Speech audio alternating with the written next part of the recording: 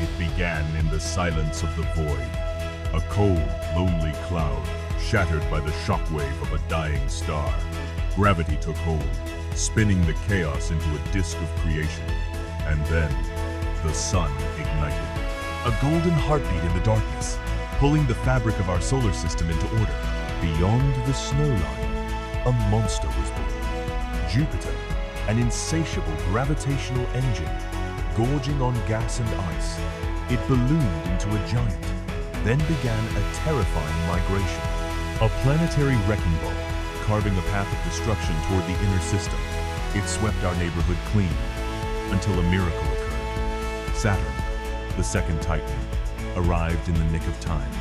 Locked in a resonant gravitational dance, the two giants pulled against each other, grinding Jupiter's rampage to a halt and dragging it back into the dark, away from our cradle. From the crumbs left behind, our home was forged. A red-hot sphere, bombarded by the icy messengers of the void. Each impact brought the water that would become our oceans.